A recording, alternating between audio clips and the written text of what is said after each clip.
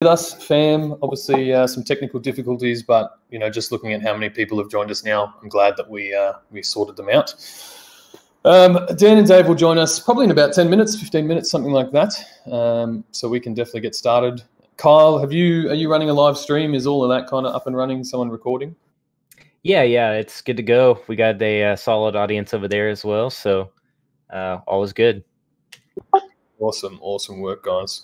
Well, maybe we'll just get started with a couple of little things that have happened in the last few days. Obviously, this week we have our first Ron English drop.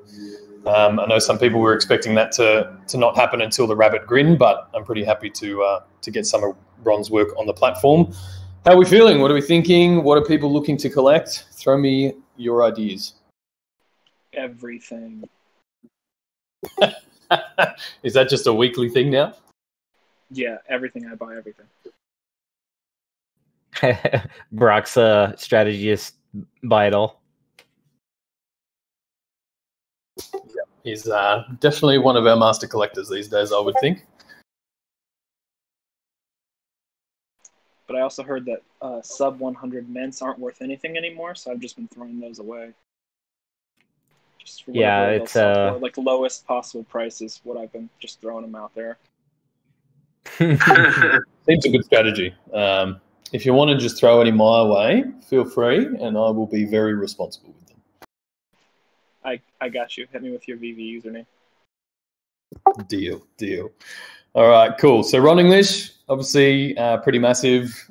This is the first of 3 drops for the serial killers. Now, I think David Yu has alluded to a secret rare drop in there somewhere. I don't know if it's 12+1 or 11+1. Has anyone else seen that on Instagram? Yeah, I saw that. I think it should be 12+1 because there's 13 in total that I've seen from the actual figures. So I just assumed it was 12+1. Do we also know that there's something, if you combine all of them, you unlock the last breakfast? Is that a thing for real? Yeah. So I don't have the finer details on that just yet, but obviously having each of the collectibles lets you assemble the last fat breakfast. I don't know, we've thrown around ideas of the last fat breakfast itself, the scene that it's a part of, almost forms its own little diorama. So maybe if you have all of them, you'll be able to access that, or kind of pick that up as an accessory and then recreate the actual painting using your collectibles. That's awesome. Also, it looks like from the video, and I don't know if this is true or not, so maybe we can just talk about it. Does it look like you can turn the boxes on and off, like they're like a collectible podium or prop that's connected to the collectible? Is that true? No. The collectibles themselves are the actual character. I think the video team just recreated those boxes to kind of play up the breakfast cereal kind of narrative that goes with them. That would have been awesome to be able to open those up from the cereal boxes. Or even just turn it on and off over their shoulder or whatever. Yeah, turn it into a pack opening too, right? Almost like we've talked about with other collectibles. So. Yeah, like a pack opening. That'd be really cool. Agreed. Yeah. All right. Maybe we'll ask Dan or David about that. Who knows? I don't know what happens. Yeah, go. Earlier in things, in previous lives, you're able to kind of go in and turn on and off backgrounds, and then I think there was at one point going to be a podium type deal to display them on. It would be cool if you could turn on and off the box. Absolutely, it would. Yeah. No, picking up what I'm putting down. I'm picking it up. Full of ideas, you are, sir. Full of them. Hey guys. Hey mate, how are you? A question regarding the Slimer and Ghost Trap. When those were first announced in the app, we saw the edition numbers as what they are now. And I'm just curious if you guys plan on increasing that for next week, or if you plan on keeping those what they are to match the rest of the set. No, I think what you see in there now is what will come out. I guess partly for the reason that they were part of Season 1, and that's where we were at the time. Obviously, a lot of people are going to want them. There's going to be quite a lot of scarcity around them. But no, I think what you'll see in there now is accurate. We'll confirm when Dan's on here anyway, but I think it's safe to say that they're the numbers we'll run with. Yeah, so I have a question from the stream. Somebody's asking if the token swap from Omi to Immutable X will be a 1-to-1 ratio. And I think you spoke on this already a couple times, but I didn't know if you want to answer that one again, Reese. Yeah, definitely. Yep, it'll be a 1-to-1, or I guess I prefer to say it as a 1-to-1 value, right? So if the decision is made to do some sort of token split or anything like that, like you're still getting the exact same amount of value, but the number on the screen might be slightly different, and that might come if the decision is made to leave some tokens behind, or just to make it a bit easier to understand for anyone new coming to the ecosystem. So it's 1-to-1 value. Whether that's like 1-to-1 tokens, we have to wait and see.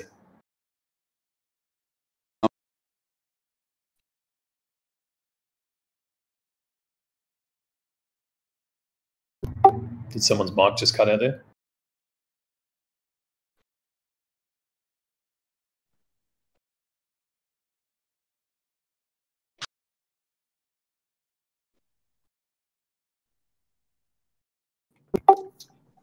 Still good. Hey guys, oh, yeah, Uchi out here. Go for it, mate.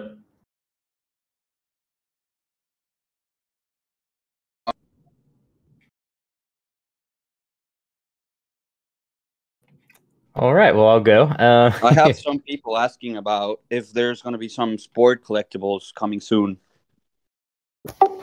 Yep, yeah. I mean, soon depends on your time horizon. I don't have exact dates, but obviously the NFLPA is in the works.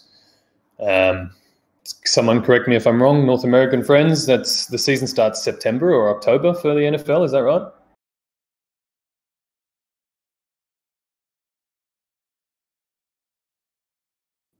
Yeah, usually it starts in the fall. So yeah, like August, September.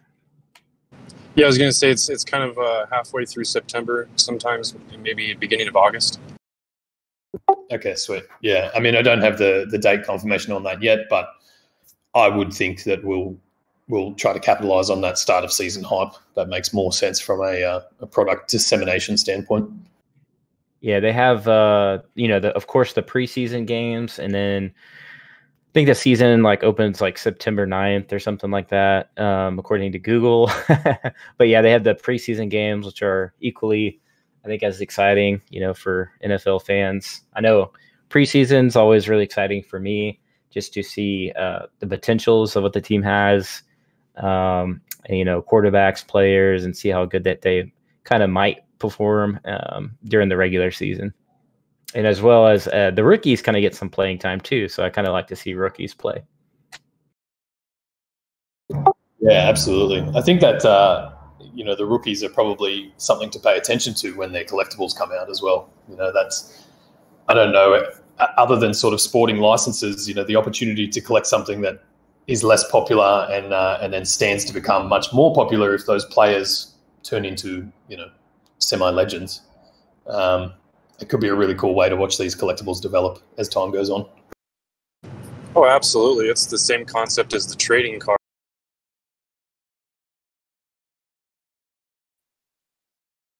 Yeah, absolutely. Yeah. I definitely use that same strategy for physical stuff myself when it comes to sports. Yeah. I just when watching Patrick Mahomes, knowing how good he was with playing for, was he Texas Raiders? I can't remember if it was Raiders or I think he was. Yeah. Anyways, playing for college, he was really good, and I remember his rookie season, being really excited to watch him play. No, he was from Texas Tech, and he actually was a sub for the first season, and he didn't get any playing time until the second season. That's where he just broke off the charts. Nobody really knew about him in college. Oh, I did, because he plays one of my teams I watch, so I knew Texas Tech is kind of a strong quarterback college. They've always had a really good quarterback position at Tech. They just like to throw that West Coast offense and throw a lot of yards, and it's very unfortunate for one of my teams, which is Oklahoma Sooners. I can't imagine how many more people are going to come to Veve once that drops. Yeah, I mean, sorry, go. Well, I actually got a pretty good turnout this weekend on the Telegram group. We went from 1.5K members to 1.8K members. So that's good news. Absolutely, yeah. The interest in this space is definitely not waning. You know, it's obviously everyone on the crypto side. We've seen the markets pull back, all very healthy stuff by the look of it, and that initial NFT hype has calmed down, which is great for everybody who's actually building a business. But yeah, just to see how many projects are really starting to ramp things up now, and at this stage, it's really exciting to see the NFT industry just propel forward. Which is good. Now, look, Dan and Dave will be here in a couple of minutes. I'm hoping I don't have to let them in. They should be fine. Just to cover off a couple of other little things that we've been working towards this week as well. We obviously saw it was Ghostbusters Day yesterday, and we just kicked off a pretty amazing giveaway. First things first, guys, you've seen the Slimer and how transparent he is. What do we think? Awesome. He looks absolutely beautiful. At first, I was a little confused, but I really like what you guys have. It looks amazing. Awesome. Yeah. Awesome. It also looks like he has like a glow too, right? Yeah. I think the the videos, Like an animated glow. Yeah, Seems sort of like it. The videos we've seen are a bit compressed, but I think once we're all looking at the real thing, well, the augmented reality real thing, it'll be even more. I have a quick question. Yeah, go for it. Yeah. Since Ghostbusters is kind of like a movie thing, cartoon, etc., is there going to be more movie tie-in things? People keep asking like that there was some kind of big racing, kind of like Fast type movie that was coming out. If there was any kind of tie-in. There is indeed another Fast movie coming out. Yeah, look, I think we've spoken about this previously. We're definitely going to be tying in, or at least trying to tie in our releases with releases like that. That's awesome. Yeah, it's an easy shortcut really from a marketing and product standpoint. Universal also came out. They're looking to try and make a Fast and the Furious Jurassic Park shared world. Have you seen that? I haven't seen that yet. I'm not kidding about that. But what would be awesome tie-in would be a drivable T-Rex. I think it would. We'll have to bring Trevor back on. Sell it to Universal. Yep. Yeah. I'll bring the suggestions forward for sure. For anyone who wants to get into that Slimer giveaway, guys, it's happening on Twitter. All you need to do is tag VV Collectible and either post a photo of your favorite Ghostbusters collectible if you already have one, but we're also accepting any sort of fan art. You don't have to own the collectible to be able to participate. Much in the same vein of the VV art show and a lot of the memes and things that are going around. So yeah, if you want to participate, anyone can jump into that. And we are giving away 37 Slimers next week. Okay, I'm going to jump off to make room for the riffraff that just joined. Fantastic. I think they'll get in here anyway. And is that a Mr. Daniel Crothers and Mr. David Yu, the Diamond Hands himself? Welcome, gentlemen. Hi, Reese. How are you? Hey, everyone. How's it going? Hello. Welcome. Cool. Did we get the user limit thing sorted out? It does appear that we have. Yeah, I think we have 228 listening. We did open it as a public stage, so that might have made a difference as well and changed the permissions. But it's good to have you here, gentlemen. Thank you for taking time out of your day to join. Just before we get started, guys, I will invite people up to speak and ask some questions of these two. Once you've had your turn or had your question, if you can return to the audience, just so that I can bring a few more people in and everybody gets their chance to have a say. Just another reminder, there is a voice chat, just a chat channel as well. So if you can't be part of the conversation or you just want to drop some questions in there, feel free, and I will go through those a bit later and we'll put them to the gents. So if that suits everybody else, we'll get started, and I'll invite some people up here to say good day as well. Sounds good. Let's get rolling. And anyone that's currently up here, guys, if you have a question, feel free to get us started too. First of all, I'd like to say hello to David and Dan. Thanks, you guys, and Reese. Thank you all for taking your time out of your day to answer questions and be here with the community. So, just got a couple questions from the stream here. We're also live on the tube as well. So, some people are asking, will Slimer drool like the last iteration? And we have somebody else. Will Slimer and Ghost Trap be interactive with one another? Is another question. The Slimer won't drool in this version. We decided to opt that out because it wasn't really along the brand lines. And instead we've gone for, as you guys probably saw from the video that somehow got leaked on David's channel, we've actually spent quite a bit of time working on the transparency. It may seem like a simple thing to make something clear and see-through, but there's various different methods we need to do to make it function well on mobile devices. And then in addition to that, we've sort of spent some of the CPU power, if you will, on getting that real sort of glow from Slimer, just to give them that look. Now, as for the next question, will Slimer and the Ghost Trap be interactive? I guess you'll just have to wait and see.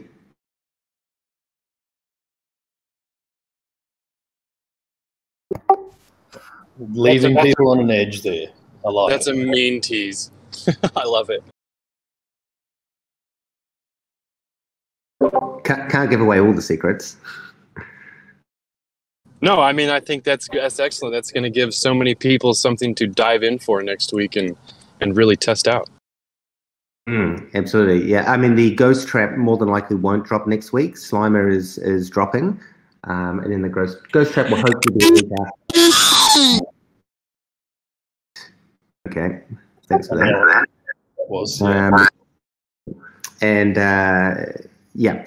Stay tuned for the Ghost Trap. Hey guys, thanks so much for your time. So I just had a question, so kind of links in with the Slimer as well. So we had the previous version of Slimer, which was conveniently leaked on David Yu's Instagram. So this might be a question that maybe David could answer. But I am aware that sometimes the licensor, they have to kind of give the final sign off and they may not be happy with the artwork, and I believe that was the case with the Slimer. Feel free to correct me if I'm wrong, but I'm aware that Edo with the Ultraman drop was not released for a similar reason. Would it be possible to potentially have a leak on someone's Instagram of what the original version of the Edo also looks like? Maybe not now, but if we do get, well, when we do get it, to kind of see the original version as well, just out of curiosity. Yeah.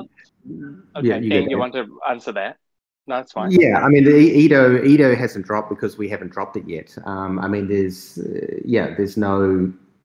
really nothing else to the story. Generally, we just like to make sure that before we release the collectible, it's the highest possible quality. So, if that means it takes extra time to get to that point, we're going to spend that time making sure that it looks as good as possible. But to your question about licensors, it's pretty run of the mill, to be honest. We create something, we send it over to them, they either sign off on it or give us feedback, in which case we just go back into the creative cycle until they approve it. Now, some licensors are, very particular about what they want to see, whereas others are a little bit more, loose, I guess, if you will, when it comes to their IP.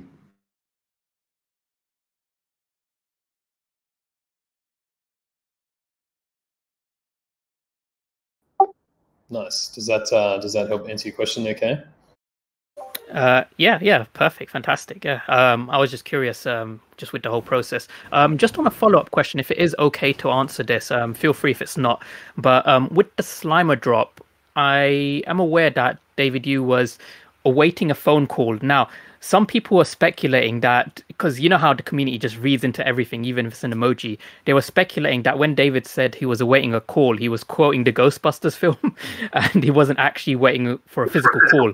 But I was wondering if it was there a delay because there was kind of a final sign off from Sony in this case, or was it something else that David was waiting for?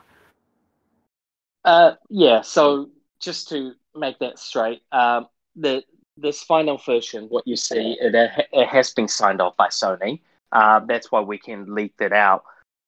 We were basically making the final call between our internal teams to make sure we're ready to drop. As you probably know, the call is a mixture of everything. Number one is, are we being fair, not advising them? We have over 300,000 fans, and there's only 5,000 plus of these collectibles coming out. One of the major things is if we didn't really announce it to the public properly, a lot of them probably going to miss out, and we're probably going to get thousands of support tickets to say, "Oh, I missed out. You didn't inform me," in a newsletter, so on.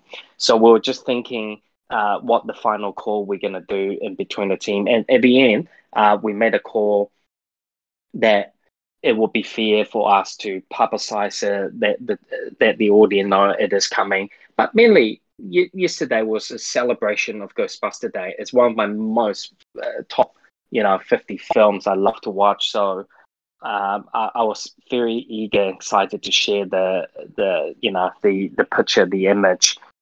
We didn't really wanted to create any FUD in the community. We just want more, great news, keep you guys up to date what we've been doing. And it was a great day to release a good image. It was a beautiful model, and you have to wait and see the Ghost Trap coming out. And if I can just add to that, I mean, the call is obviously, one of the main line from Ghostbusters, who you going to call. So we weren't waiting on a call. It was David was quoting the movie, who you going to call. Yeah. Yeah. Thanks for clearing that up, guys. And David, I appreciated your post for Ghostbusters Day. I thought it was awesome. Thank you. Hey, I got a question / good idea. Will the NFLPA collectibles be tied maybe to tickets or some sports memorabilia? We will be doing physical related products, but at this stage, until we actually officially announce anything to do with the NFLPA, we can't really comment too much on what's going to be coming out. Nice. We did just have a NFLPA question before you guys jumped in as well. I'm personally running on the assumption that we wouldn't be looking to release something like that until the season starts or a bit later in the year. Can you guys is there any comments on that? A bit of a time expectation when we would start to see those roll out?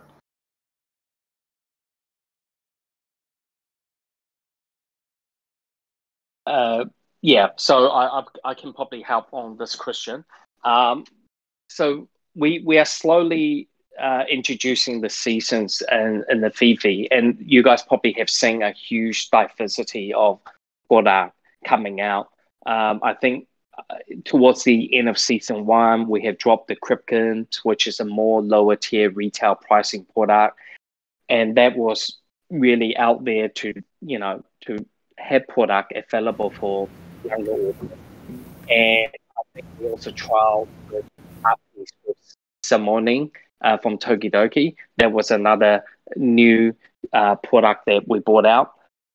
Season 2, you will start to see a lot of the collectible quality starting to gear out more and more.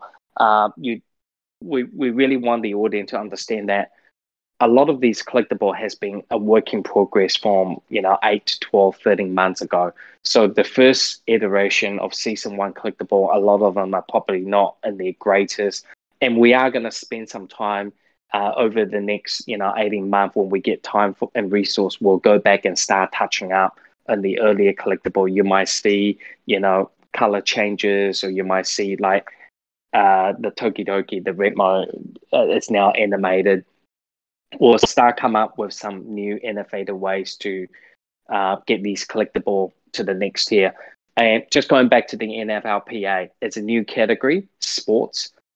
We do have some exciting news that we are working with other partners in the coming months that is really tied into sport. And when we talk about sports, we really want to come out with product that resonate with collectors.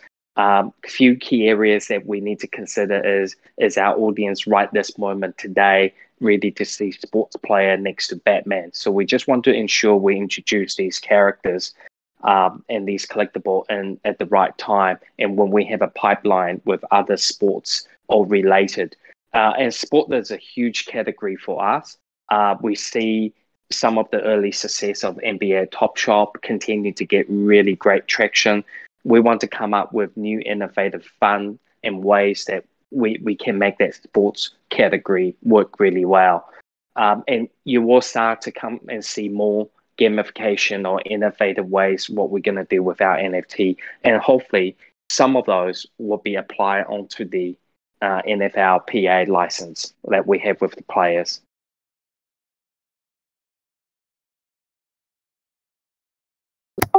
Awesome. Thank you for that insight. I know a lot of people are waiting for the NFL, but to know that there's a few other sports brands potentially on the cards as well is definitely an exciting move. Guys, just a reminder, if you've had a chance to ask a question, if you want to move down into the audience, obviously our mods and things, more than welcome to stay. But we'll just open the floor, guys, continue with the questions, and I'll make my way through the discussion group too. Hello. Can you guys hear me? Yeah, mate. All right. So my question has to do with the Ecomi Secure Wallet card.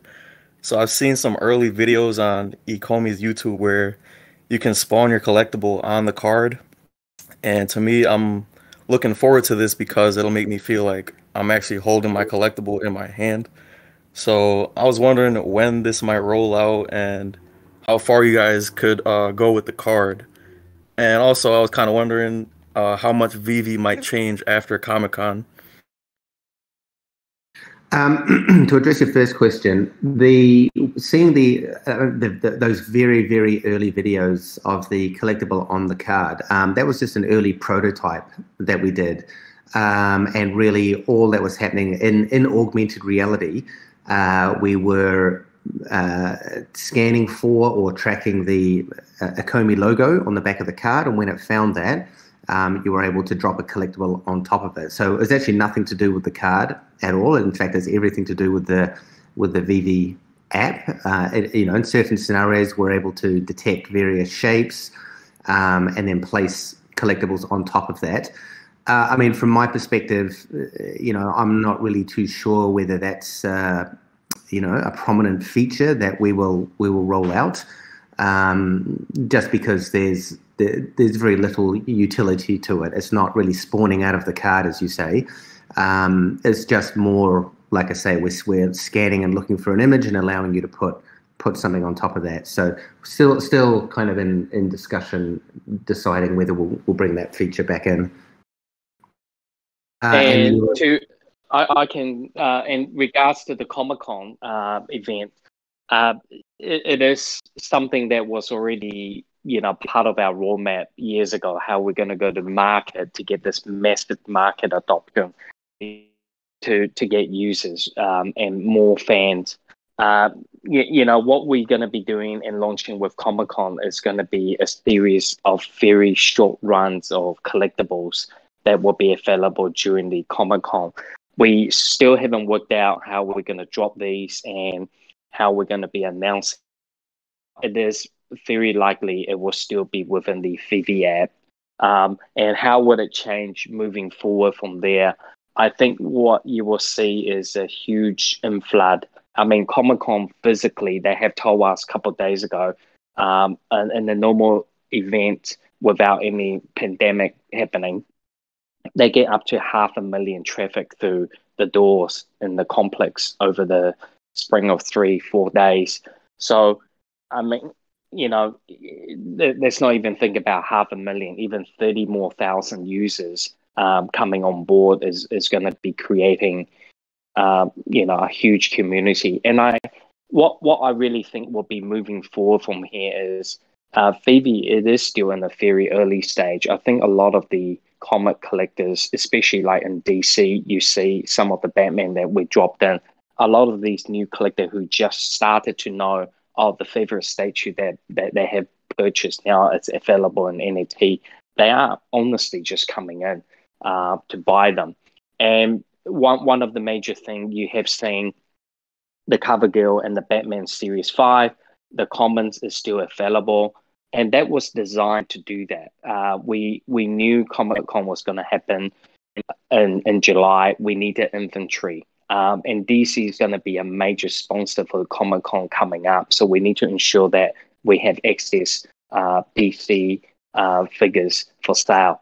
So, when we listen to our audience, our customer, a lot of people go, oh, did it sell out? It was never designed and intended to be designed to not sell out. It's designed to have products for everyone, especially the comments. It's okay to have the comments out there. You look at NBA Top Shop and all these other products. When you have comments, there's always going to be a lot of them around. And the whole idea is the more people share this image or AR into their social media, we're going to attract more users. And the more users come on, the secondary market is going to get new, fresh of buyers coming in.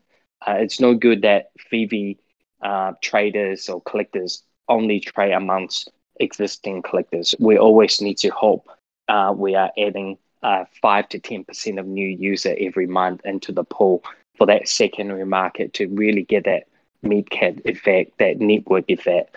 And that's what we intended to do. Thank you. You read my mind on some of that. I have a quick question. In what capacity is Veve going to be playing in Comic-Con? So, are we going to see you guys in maybe an advertisement, or are you guys going to have a more prominent role? So I think that would be my question. Yeah. So at this stage, I can't tell you too much what we have coming.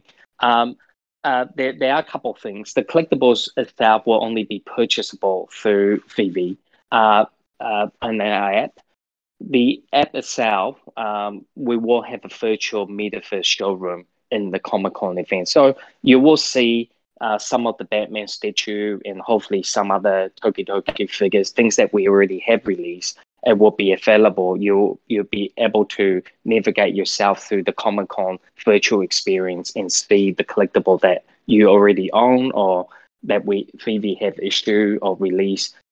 So we are embedded into the whole experience. It's not really just a way for, people might think is a money grab opportunity. It's totally not. It was always part of our engagement and how we onboard new users and fandoms from it. So this won't be the only virtual con that we're doing. We do have a raw plan to be attending DCons, Comic-Con around the world in the physical events. In fact, we've been working with another exhibition company on helping us to put together a raw kit set that we can attend all these fandom expos around the States and UK and throughout Europe. So we're really going to have a bit of physical interaction with it.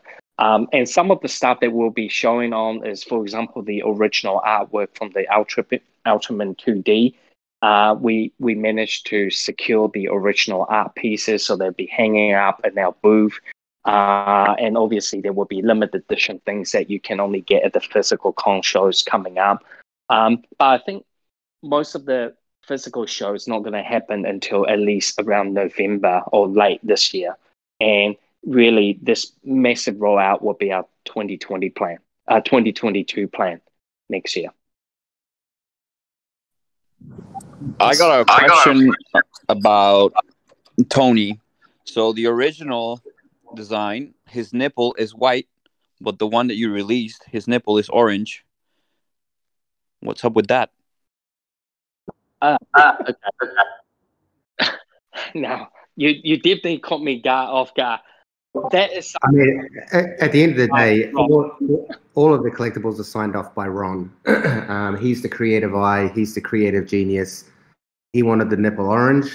I guess it's just a slight differentiation between the physical and the digital. But, when we create things in digital, we're not always going to follow exactly what's out there in the real world, because in the real world, or the physical world, there's often limitations when it maybe, I don't know, who knows, maybe it costs a lot to paint nipples when you're creating physical products. So yeah, I mean, don't anticipate that they'll always be the same or always be identical, because we are creating a slightly different product.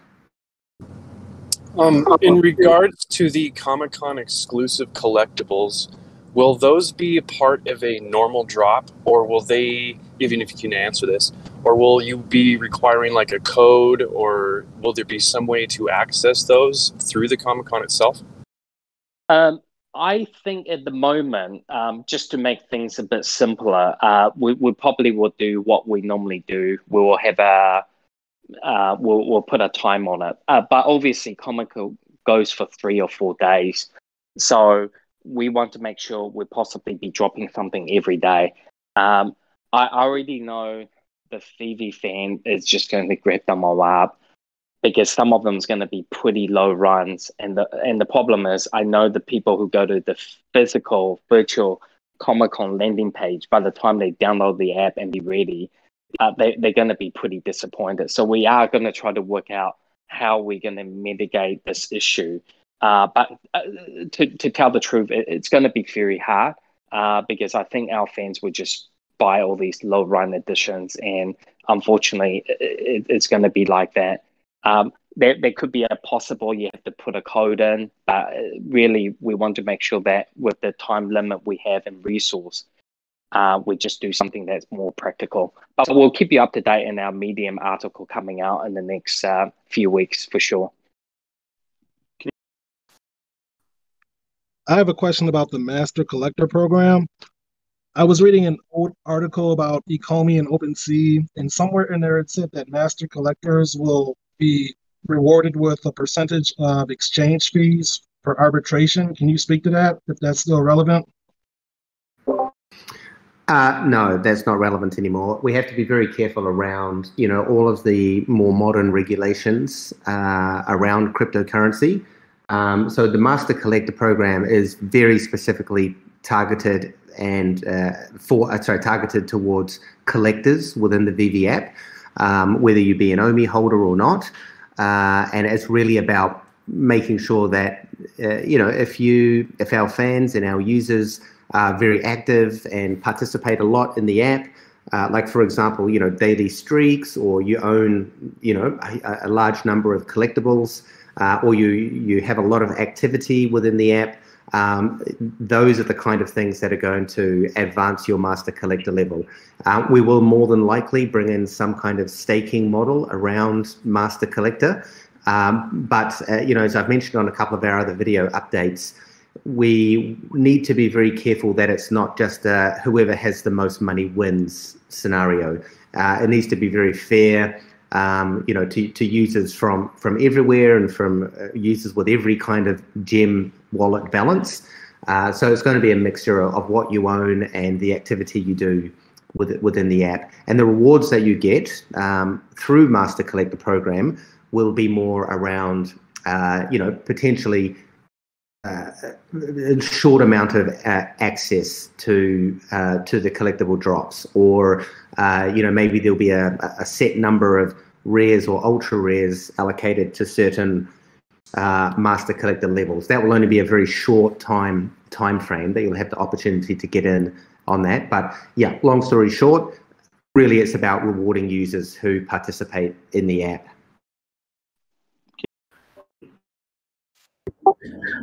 Perfect. Hey guys, I might just jump in. Just another quick reminder to return to the audience if you've had a chance. There are quite a few people requesting to speak, and just before it gets lost, there was reference to the secure wallet earlier.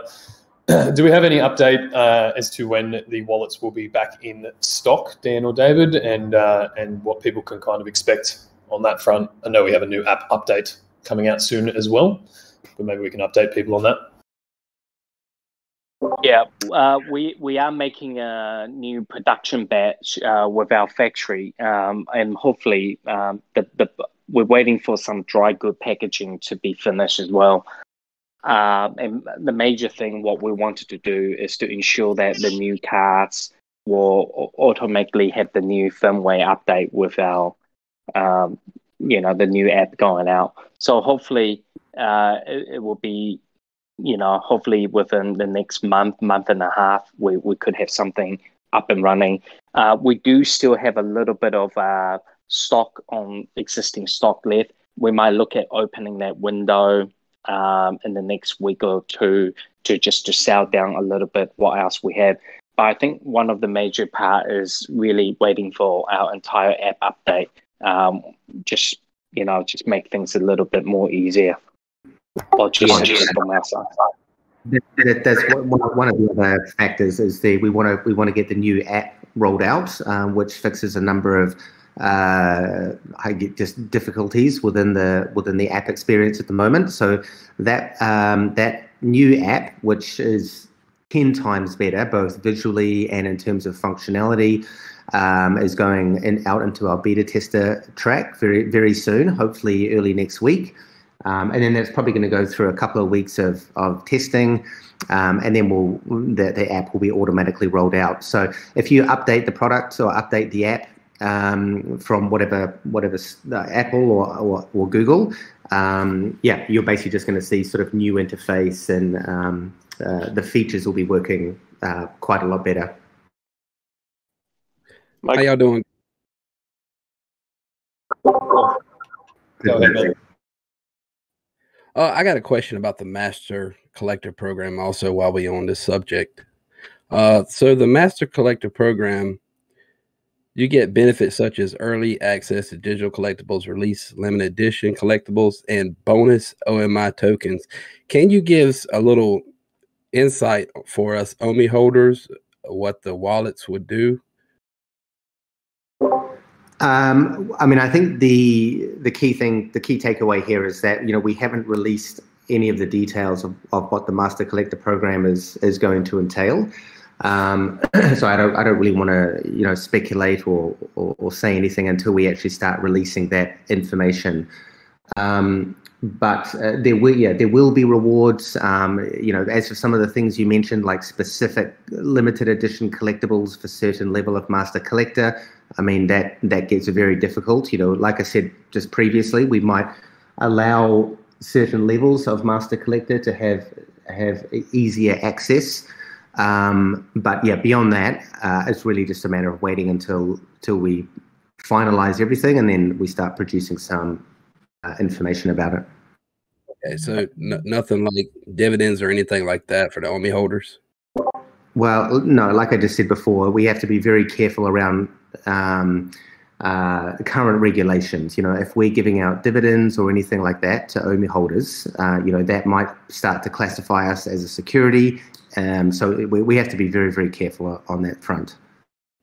I understand. Also, the Slimer is the best NFT I have ever seen. Just want to let y'all know that. Thank you. Well, I tell you, there's a lot more to come that are even more epic. I can't. I like the Mike Mignola Batman, but so.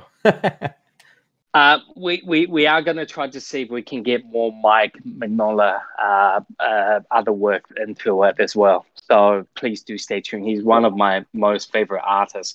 And, we first, when we brought him onto the app, myself and Daniel to go, where our audience understand it.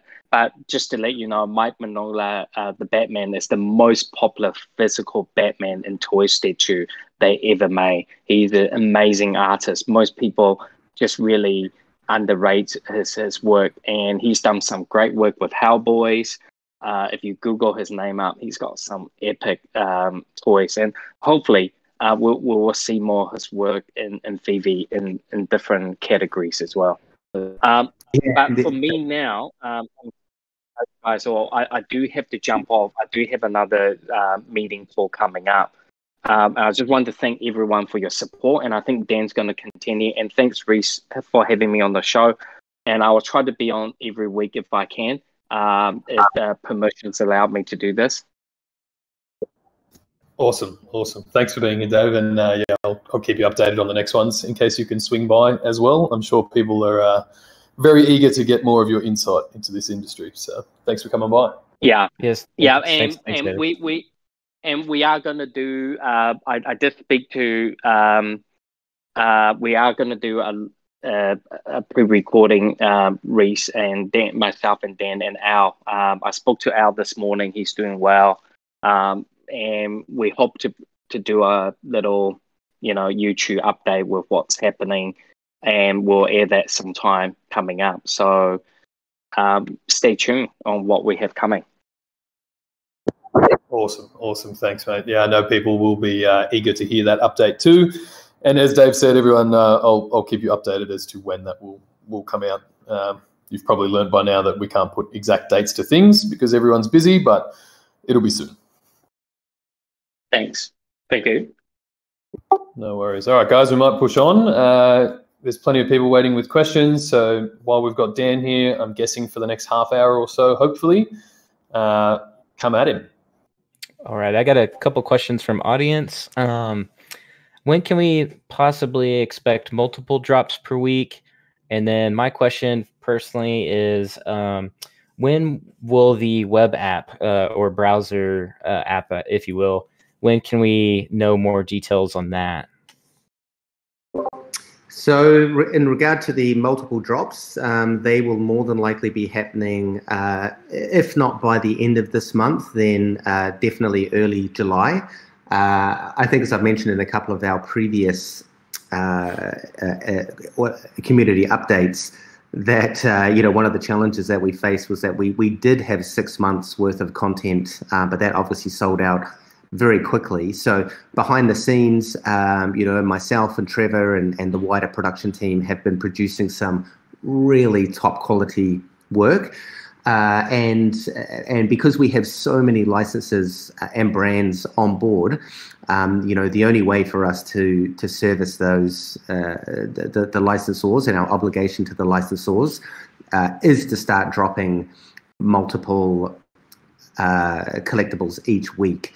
And one of the sort of strategies and approaches that we will be taking to that is, we'll never drop, say, for example, 2 superheroes in one week. They'll be kind of split up into different categories. You might have a superhero, and then maybe a Tokidoki and a something else, just to make sure that there's enough spread there. And also, we don't want to be damaging too many more wallets or credit cards. So, as these multiple drops come out, I think one of the things that we're going to start seeing is that because there is just so much content coming out, we'll probably start seeing our fans and users gravitate more towards the content that they want. You might be more interested in superheroes or vehicles as opposed to cutesy Tokidoki type content. So yeah, that's definitely coming. So yeah, stay tuned for that one and start seeing things. And the second question was what? Sorry. It was when do we know a timeline on the web browser app, or possibly when we can expect maybe the first iteration? Yeah, so I'm hoping that by the end of this month, the majority of the functionality will be in place, and then we'll be diving straight into into all of the beta testing of the web app. It is the beta testing this time around is a bit easier because really the web app is just another interface to our existing kind of back-end system. But I'm really aiming for a mid to late July public launch of the app.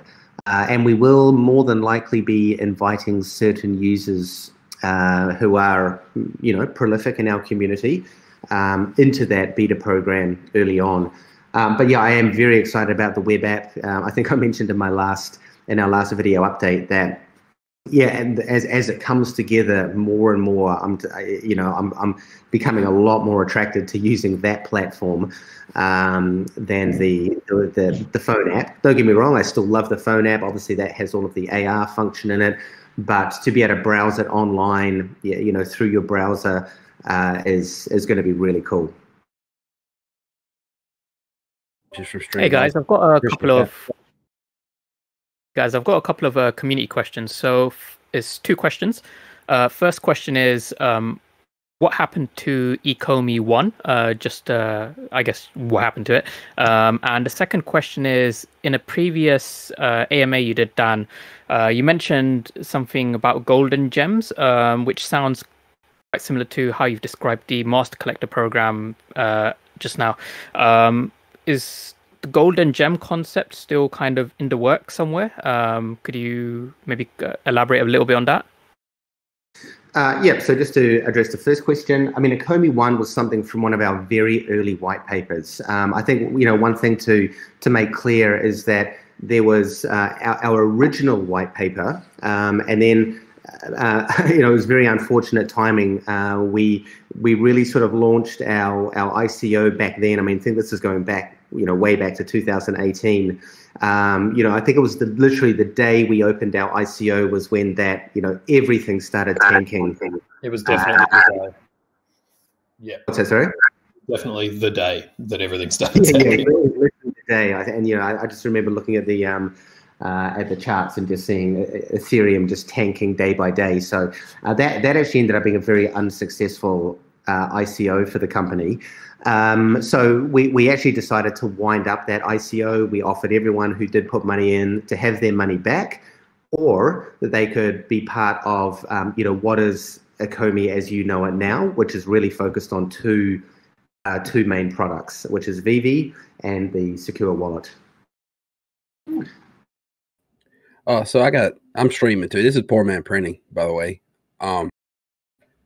So people in the stream are asking, when will the feature be open for the drivable DeLorean? And also, with buybacks starting at the end of June, are we expecting something pretty big for y'all to start doing buybacks? When you say something pretty big, what do you mean? Well, I mean, y'all starting buybacks at the end of June. I didn't think we'd start buybacks this soon. I mean, it's pretty simple. We're just going to start doing buybacks. There's not really anything else to it. It's just part of the design more than anything. It's always been part of the tokenomics, and we're just at a point that can begin now. So it's not really coinciding with any sort of big event to start the buybacks. Just to clarify that. Hey, Reese. I just wanted to thank you. You helped me out with a support ticket a while back that spanned a month, and I had a death in my family, and I was able to share the Veve app with my family and helped us through a tough time. I don't know if you remember, I shared next to my mom.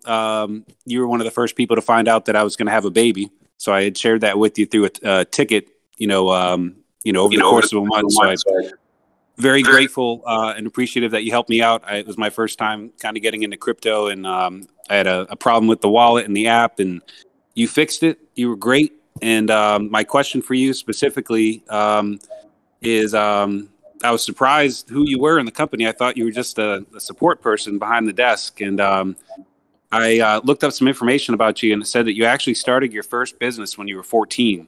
I was just wondering if you could share what that looked like and where you got your work ethic from, because it's made me a huge supporter of anything to do with Veve. So thank you. Thanks, man. Thanks. And so happy to hear that we came to a resolution on that. I absolutely do remember it. And congratulations again on the pending newborn. My first business was actually back when I was in school. I don't know if business is the right term for this. It's more of I exploited an opportunity. But whenever we had school carnivals, sports carnivals, swimming carnivals, that kind of thing, there would always be the school selling lunches and drinks and all that kind of thing. But I, with my friends, would set up our own rival barbecue or rival little tuck shop and just start slandering the school's one. and make some income that way every time there was an event. So that's kind of where that started. My work ethic in general, I have probably had more jobs and more things than just about anyone you know. Most of that comes from a drive to travel, really. Over the last 10 years, 15 years, pretty much all of my income has gone to getting me on a plane and going to explore somewhere else in the world. But it's also led me to amass quite a number of skills in a number of industries, which probably makes me quite suited to this role. But yeah, I guess my drive for any sort of work or anything like that comes from an interest and a passion to learn something, as opposed to necessarily the thing that I'm doing. You know, if I can walk away from something with new skills or a new understanding of myself or the people around me, then I see that as a valuable exercise in my life. Awesome. Thank you so much. I got a question from the audience. Yeah. I get a couple of gaming questions popping up here. We had somebody ask, will there be more gaming NFTs coming soon? And another question was, will we see top tier developers like essentially like Blizzard or Call of Duty release a game, but also when you buy the game, you get access to an NFT essentially? I think the gaming industry is an interesting one when it comes to NFTs, because right now they have a very closed environment into which users pour cash into them.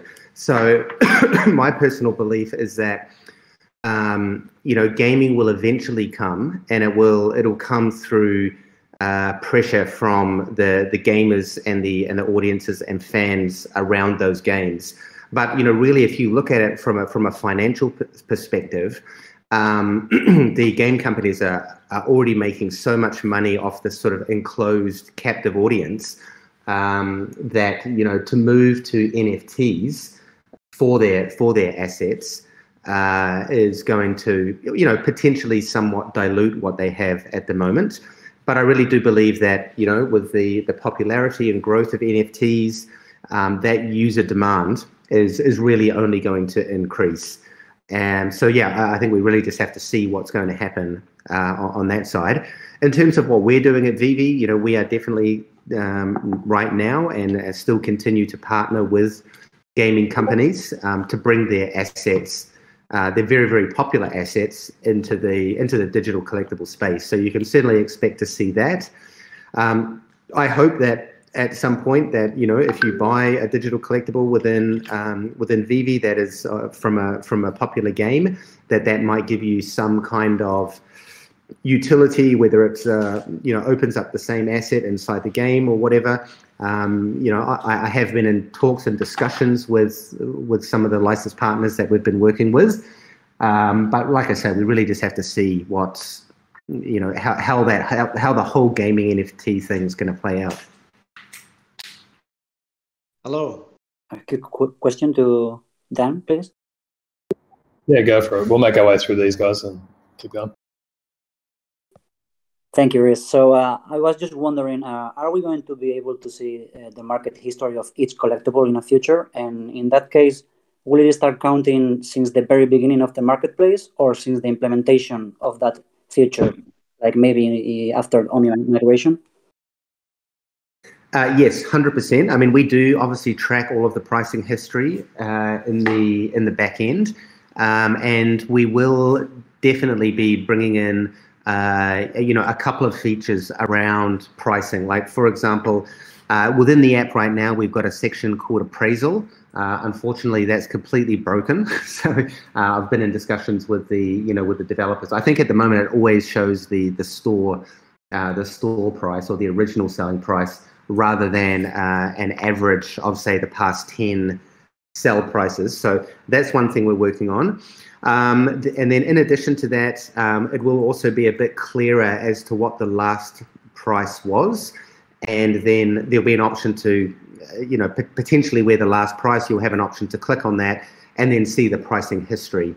One of the challenges with the last price is that, there are still some users out there who might sell a collectible, way under what the actual market rate is. So we have to be very careful about, when we put that information out, that it can be accurate as possible. We don't want to, let's just say the last 10 collectibles of a particular collectible type sold for under market value for whatever reason. Some people just want to hey mate, you're cool, you can have this for 20 gems, even though it's worth 100 gems.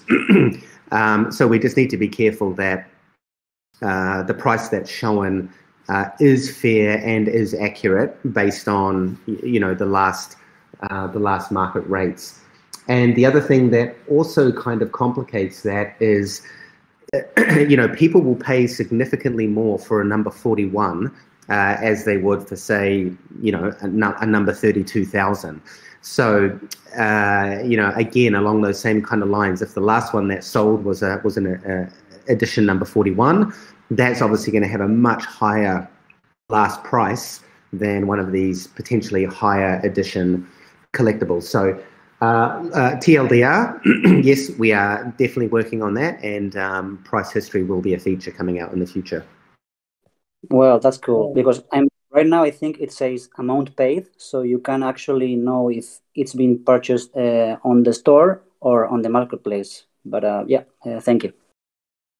Yeah, cool. Yeah, the amount paid is, if you're looking at a particular edition, that is showing in there. Hello. Can you hear me? Yep, we've got you there. Yep.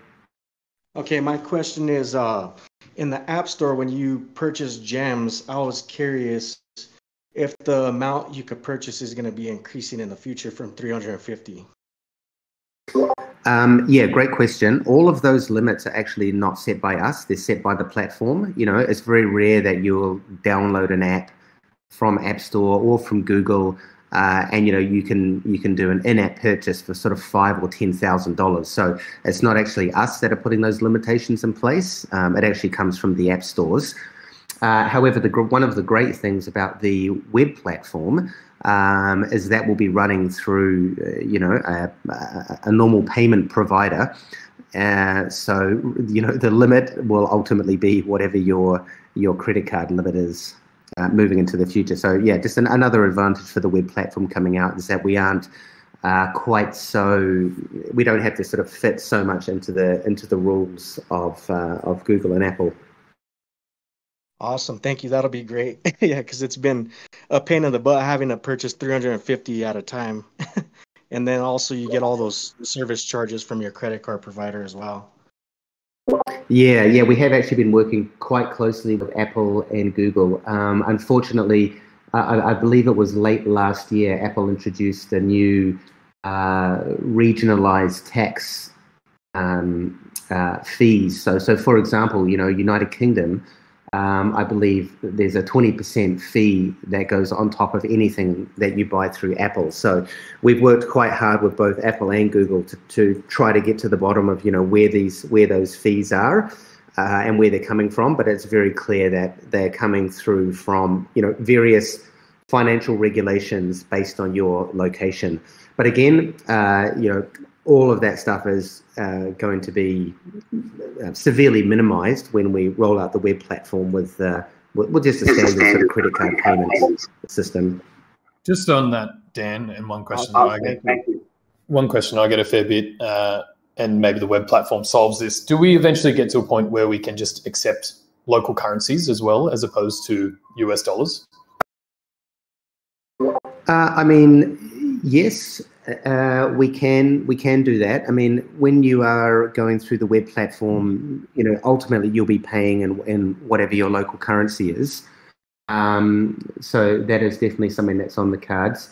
Both Apple and Google do have a feature for local currencies that we are looking into.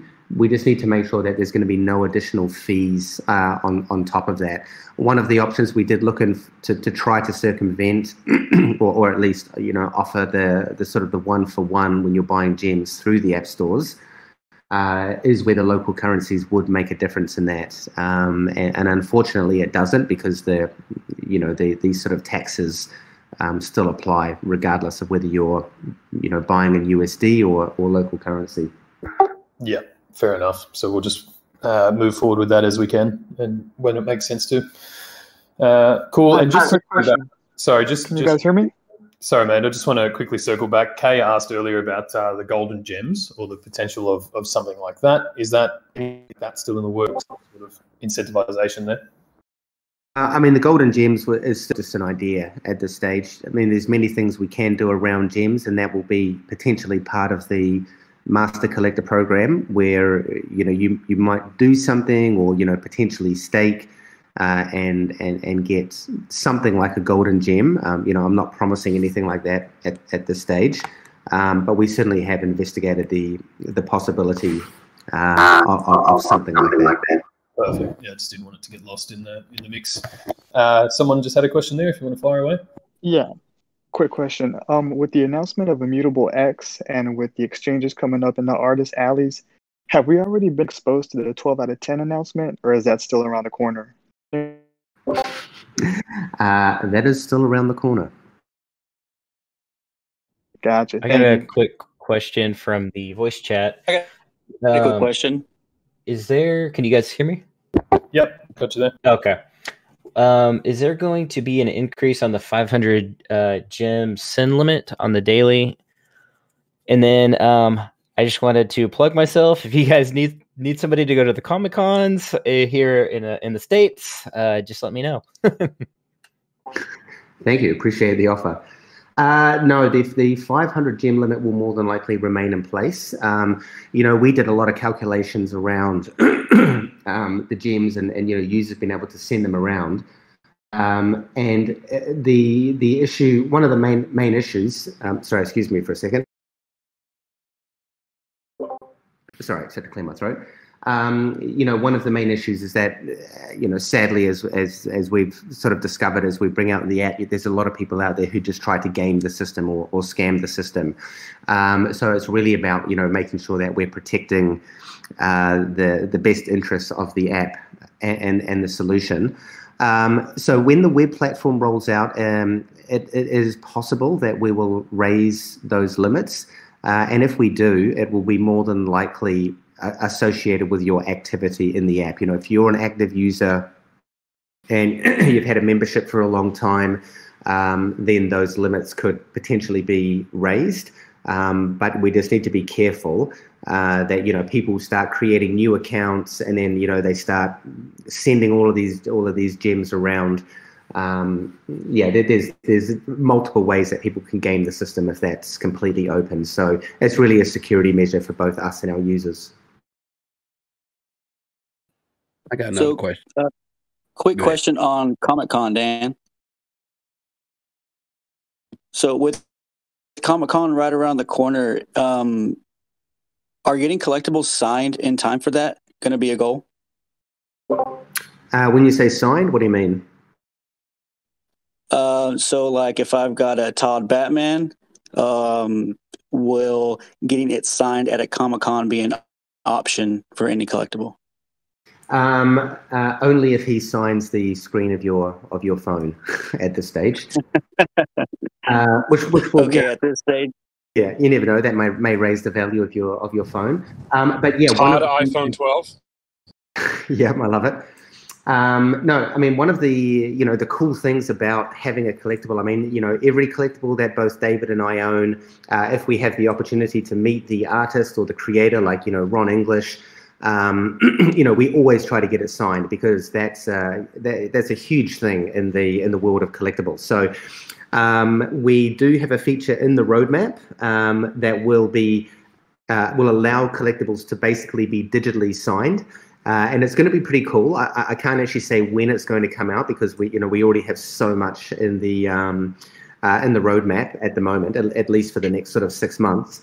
But it will basically be a feature that you can have your phone on you. If Todd McFarlane is there doing signings, you'll be able to walk up to him. You'll be able to press a button on your Todd McFarlane number 100, which says sign. Then the artist or whoever it is will basically sign it. then they'll be prompted to, to take a photo, because with any kind of signing of a collectible, it all comes down to the authenticity of it. Like, for example, I could forge a signature on the back of any of the collectibles that I own, and claim that it was the artist. So it's very important that we build in these authenticity or what's called provenance in the when it comes to the signing. So that is definitely something that I'm personally excited about. It's just a matter of when that's going to be in the roadmap. Hopefully for Comic-Con next year is more than likely. Awesome. So Thanks, Dan. we can kind of expect the artists and to be on the app essentially.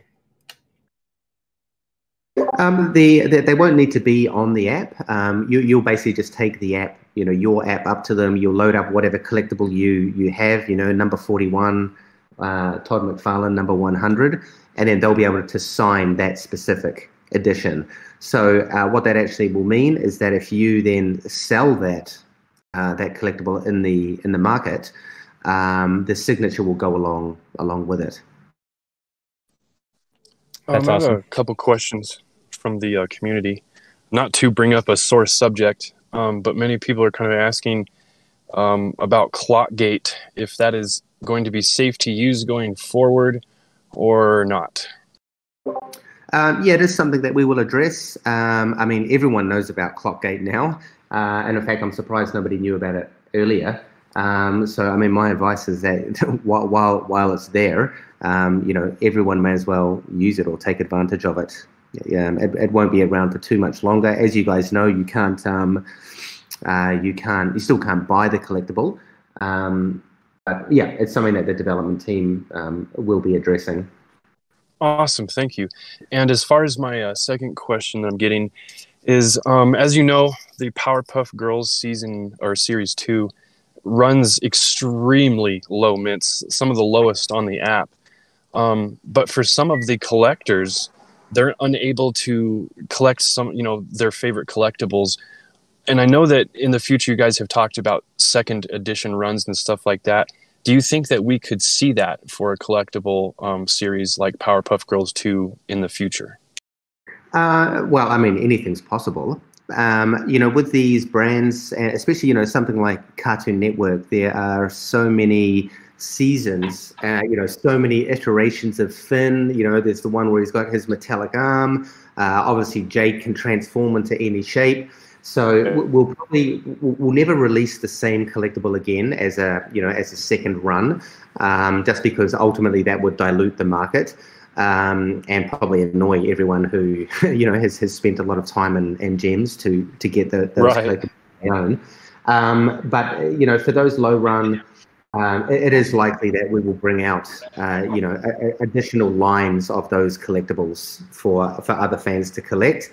The other thing to consider, back in January, when we released those collectibles, you got to remember Veve was, I think, Reese, you probably remember as well, I think it was like 200 users. And, we never expected that Veve would become so popular. And it was only just, obviously with the past few months that we've really realized that we need to start upping the number to cater for, not cater for, but just to make sure everyone has an opportunity to get something. Because when we do the low runs, to be honest, we get a lot of complaints coming in about, just because people missed out. So that's why, you might start to see the commons to be a little bit higher. However, there are going to be runs, absolutely, that will be much lower. Like, even the Ron English one we have coming out, he's an artist. And we still want to make sure that there is content that we're bringing out that is lower run, and is far more collectible than, say, these huge broad brands like the DeLorean. Everyone in the world knows what the DeLorean is. So that's why we mint so many more of those kind of popular brands. But yeah, like with Ron, with the Dragon Girl from Simone Legno, these ones are much lower run because we want to make sure that there is still that kind of rare content out there for people to collect. Awesome, thank you. Yeah, 6 months ago, 150 of each collectible seemed like a lot, but it's amazing how quickly that turned.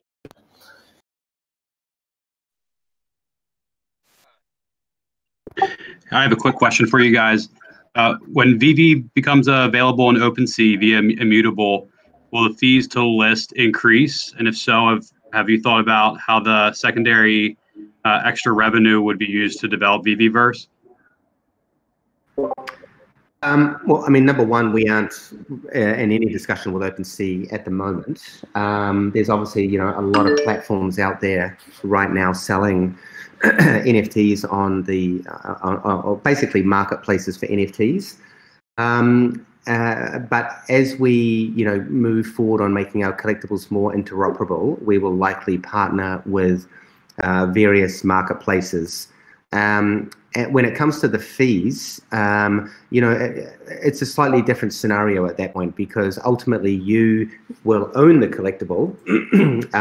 The future of digital collectibles and licensing is that the licensor will always want to clip the ticket, moving forward for all secondary sales. And this is very new and unprecedented up till now, because you go into a Supreme store and you buy a shirt for $500, and then go and flip it on eBay. Supreme right now it's impossible for them to clip the ticket on that. But the digital world, the blockchain world is very different. So I don't anticipate that there will really be much in the way of those secondary trades on other platforms coming back to Veve. Maybe a very, very small percent. I mean, we're not in the business of sort of milking people for the rest of their life, because obviously there's going to be, the marketplace fee, there's going to be the licensor fee. So if Veve does take a fee, it will be very nominal. I got a question. I got a question about Master Collector. Will the app activity we're doing right now, will it be rolled over to Master Collector when it does come out? And also the Veveverse, will it be out by the end of summer? And what's your favorite of your Veve? What's your favorite of Veveverse? No, that all depends what summer you mean. Obviously, I'm down in New Zealand, so summer for me starts in November. So I guess that totally depends on where you are. But I mean, we do anticipate that at least the first iteration of the Veveverse, whatever that's going to be, will be rolled out by the end of the year. And sorry, what was the first question? App activity, as we're collecting now right. and getting sets. Yeah, historical app activity. We are collating data in the back end at the moment. We did build out the sort of main infrastructure for the Master Collector quite a few months back. In fact, I think it might have been back in 2020. However, some of the scoring features will change as we build out the Master Collector. But there will be certain things like the number of collectibles you own. That doesn't necessarily mean duplicates, but it might be the number of full unique full sets. Like I say, I don't really want to elaborate too much on what the Master Collector is, because I know in 6 months' time, if that feature doesn't come out, someone's going to quote me saying, "You said this back in June." So Yep. my position on the Master Collector is that we'll be releasing information.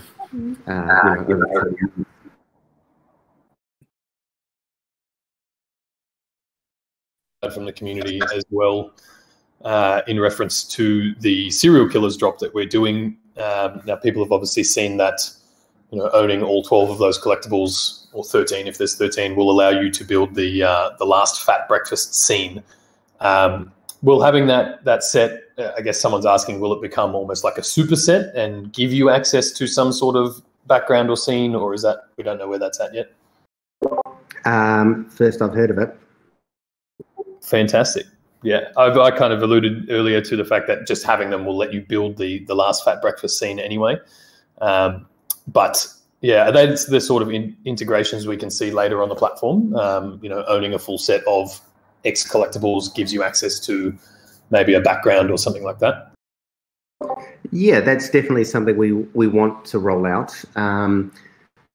Just to reward users, if you do manage to collect the whole set, then maybe there'll be a chaser collectible that only, and maybe there's only a very limited. So a chaser is normally a collectible that will come out, will be part of a series, but it will come out after the fact, after everything's sold out. And then, yeah, I mean, I would personally love to do something like, if you've managed to collect the whole set, then you get some sort of special reward or special prize for that.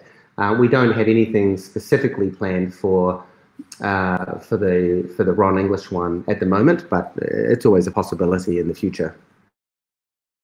Nice. I think it helps for people to just put the layers together and see sort of how many directions that these products and things can really take. So I think that'll definitely answer some things for people. Dan, how are we doing for time, mate? You got another 15, 20 minutes on this? Yeah, I can do another 20. All right, perfect. Guys, keep those questions coming, and I'll bring a few more people in as well. And I will just take a moment to shout out Kaki Gaijin, I think that's your username, for making those NFT superheroes. I don't know if people have seen them, but there is one of myself, Dan, and David floating around. So if you're listening, huge props, and thank you for creating those. They're pretty incredible. Yeah, 100%. They are super top quality, and I am very happy to say that through a very nice community member and long-time supporter, I managed to get my hands on the animated version of Dan. So that's pretty cool. Oh wow! I was gonna pick up the David one, but now that it's out in the open, I'll have to collect it. Yeah, we need that hairline. Maybe it'll become an NFT one day. Who knows? that hairline is so prestigious and so clean. I mean, yeah, he is known for it. Dapper Dan. Dapper Dan, is that the new superhero name? I quite like that. Yeah, I can live with that. It's certainly better than Dan Hammer, where I think I got a bit of a reputation by accidentally banning a few people. Accidentally, you reckon? Accidentally. Yeah. All right, guys, let's keep these questions coming. We'll use up our Dan time while we can. You guys, I got a question. Is that okay? Yep. Perfect. All right, so you're probably not going to answer anything, but as a kid growing up, we'd play Yu-Gi-Oh, and I would just fantasize about throwing a Blue Eyes White Dragon down and it just destroying my whoever I'm facing's card. Will we ever see it doesn't have to necessarily be Yu-Gi-Oh, so you don't have to confirm or deny, but if we could get some type of card game, will we see our holographic NFTs fighting each other, sort of to go back to how the Omi icon would holographically show our ARs, or no? It's a difficult line to walk down that one, because really on one side, what you're suggesting really is an entire game in itself, and there are a huge amount of game mechanics that go into even just one thing like that. Even if it was Yu-Gi-Oh, you throw your cards down. I mean, I agree. There's nothing better than throwing down the dragon. So as a company, we really need to focus on the features that are very much around collecting and around supporting our licensors and bringing that collector experience to another level, which is obviously what all part of the Veveverse is about, and Showroom version 2, for example.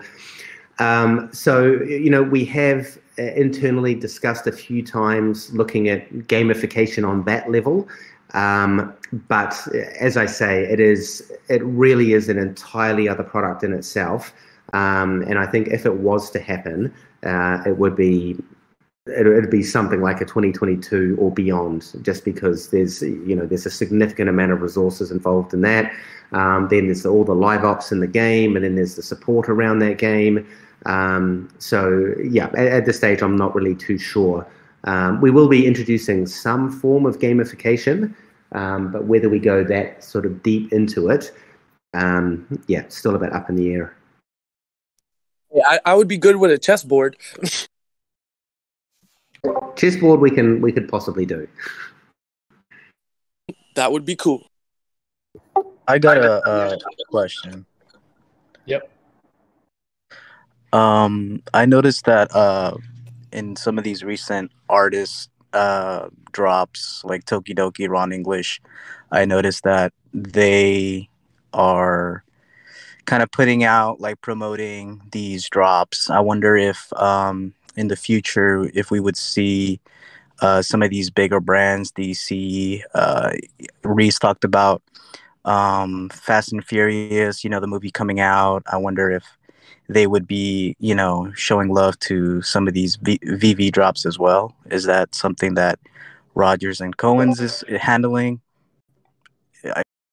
Well, yeah, I mean, I think at the end of the day, you know, when we're dealing with artists, it's a lot easier because they are ultimately an individual or a very small team of people.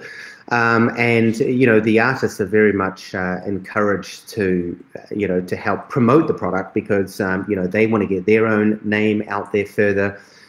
You know, when it comes to the larger corporations, it's very much a different story.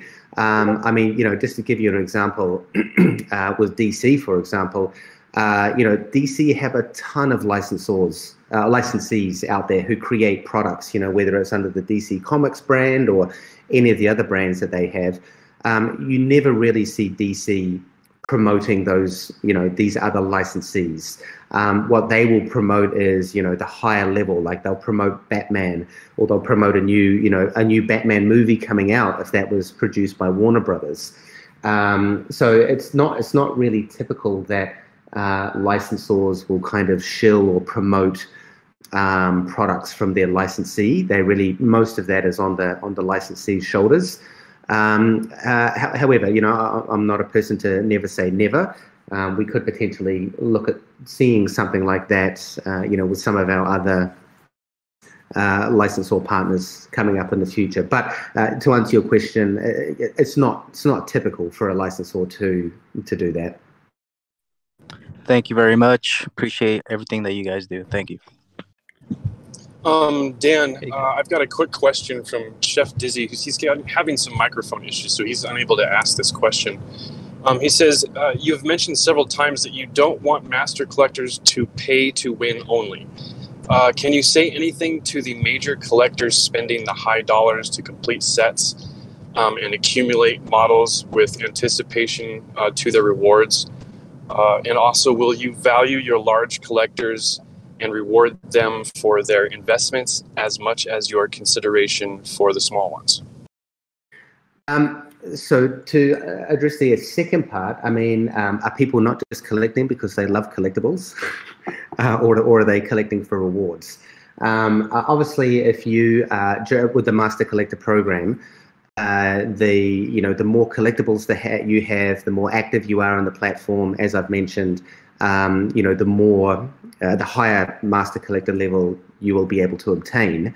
So there will be rewards around, you know, owning sets and that kind of thing. But as I say, you know, this really comes down to the question that I addressed earlier, which is that, you know, if you've got 1,000 collectibles versus someone who has 10 collectibles, you know, there has to be a very fine balance between the master collector level that you are, because, you know, we might have someone who owns 10 collectibles, but they are literally in the app every day. They're promoting the app across social. They're doing market listings.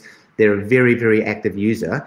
Whereas on the other end, you know, maybe we've just got a whale who has snapped up all of the Donnie the Unicorns, and, you know, maybe they don't participate so much in the app. You know, they're really just there in it for the you know, potentially in it for the investment, because, you know, collectors are wide and varied. You've got the people who love it and want to just collect it and own it, and then at the other end you've got people who are buying for investment. So that is specifically the balance that I was talking about. We need to make sure that users who may not be able to afford, you know, 1,000+ VV collectibles won't be at too much of a disadvantage.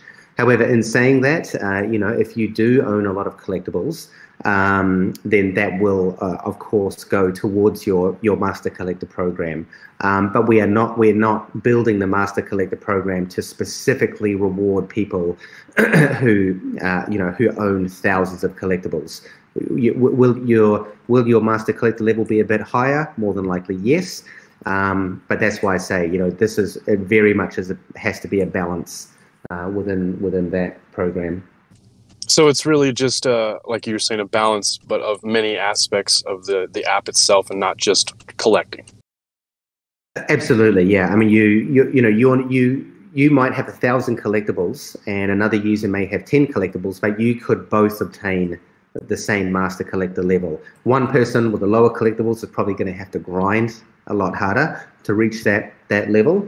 But that's what I mean. It has to be fair. We can't just make it whoever has the most money wins, because that's a very, very unfair situation. It just means that whoever has the most money would then ultimately get more and more and more advantage, and then they would just be snapping up everything because they have, wider access. So we need to make sure that it's very fair across the board. Yeah, absolutely. Understandable. Very perfect. Thank you very much. Is there I had a quick question. With the Amazon meeting, was that just to kind of optimize the app, or I don't know if you can mention too much on that? And then a user was asking in the chat, any update on geocaching? And I think like that just means, NFTs may be tied to certain locations and geolocations. What was the Amazon meeting? Sorry. Yeah, was there any details you can share there, or was it optimizing the app or anything like that? No, I'm asking which Amazon meeting are they referring to? I'm not actually too sure. Oh, I think it was like a LinkedIn post, and I think you just showed you guys a meeting with, Amazon Web Services. Yeah. So we were meeting with AWS, very very different division within Amazon. I mean, basically, the whole app is run on AWS. We were in there to try and get a lower bill. Very simple. Gotcha. So you weren't meeting with Jeff Bezos? Jeff, that would be nice, but not yet. So can we order? No NFTs through Prime? I'm just kidding. One day, who knows? That'd be great, right?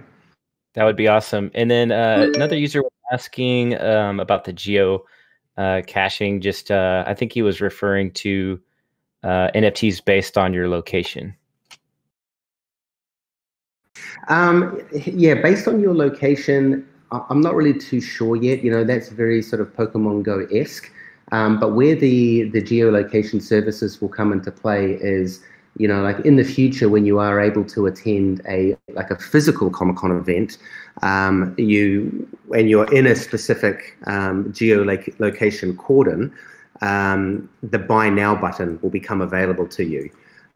So that's more likely how we're going to utilize and leverage the geolocation. Or for example, like maybe one of our licensors is doing a promotion of a new physical product that is also available on Veve, and they're doing that at a particular retail chain.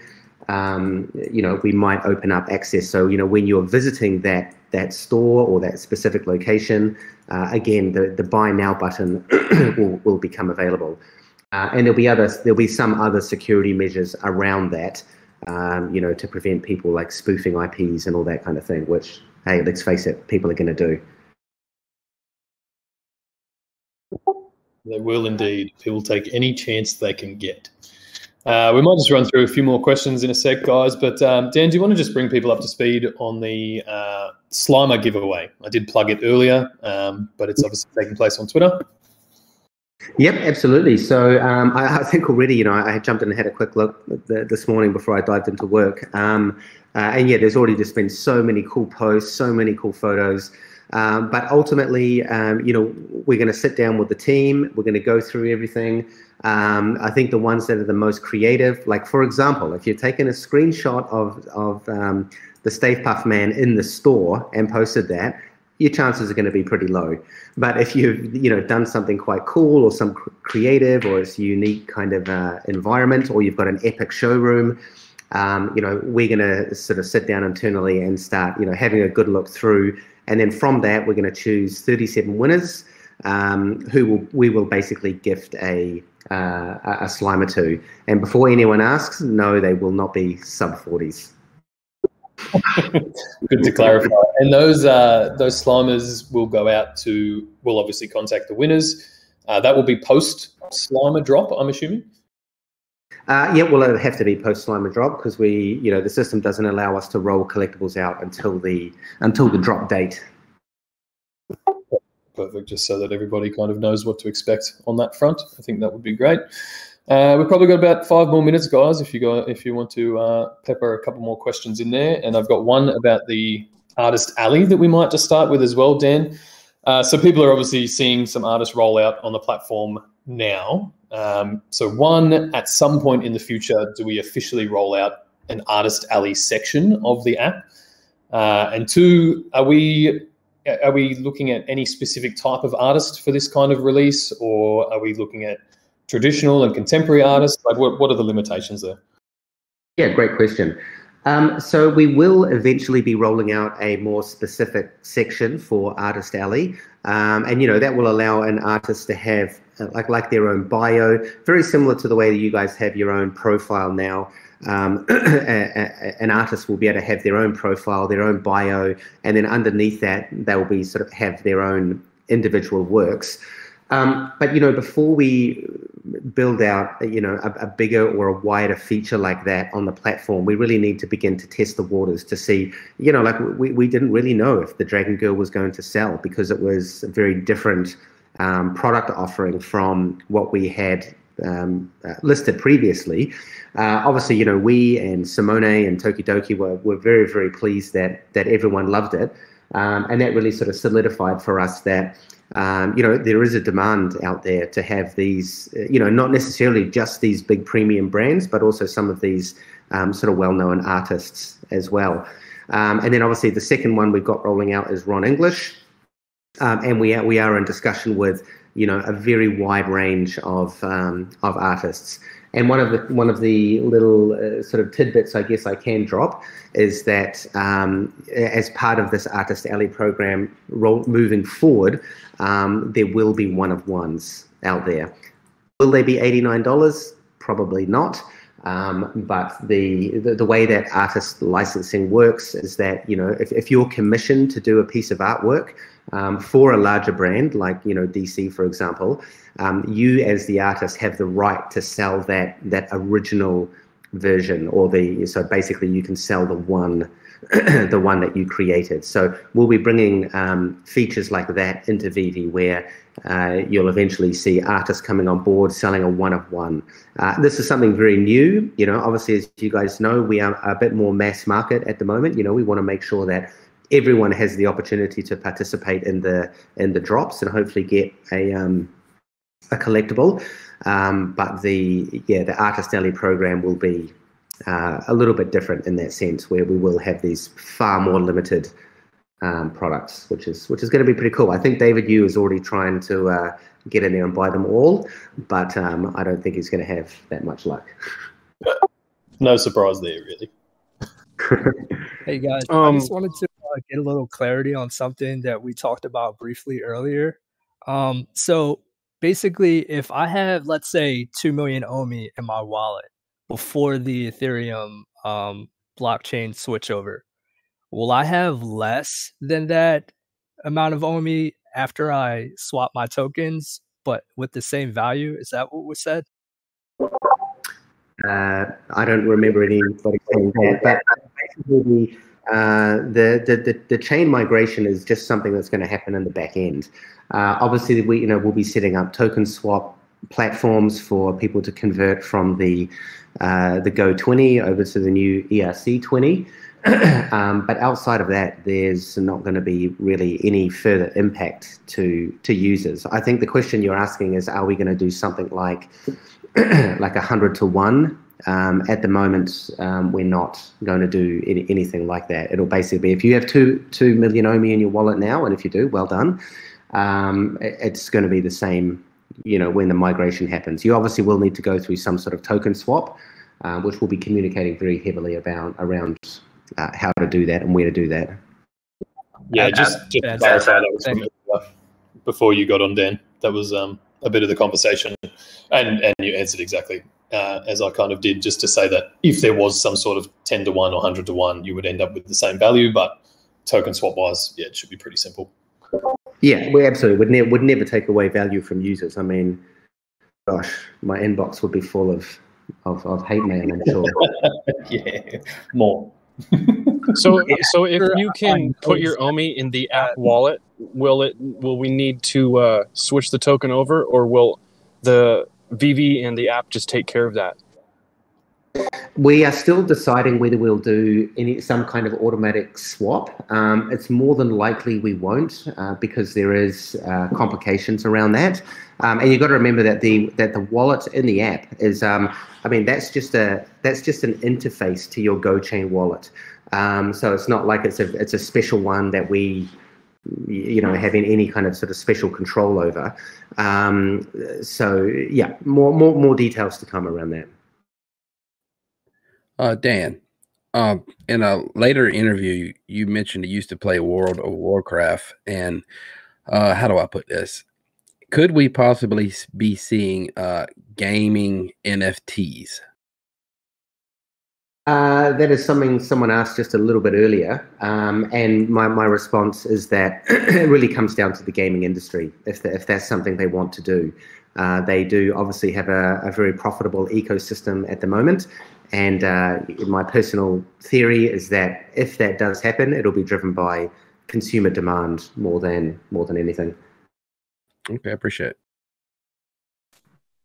Possible to do a rapid fire question?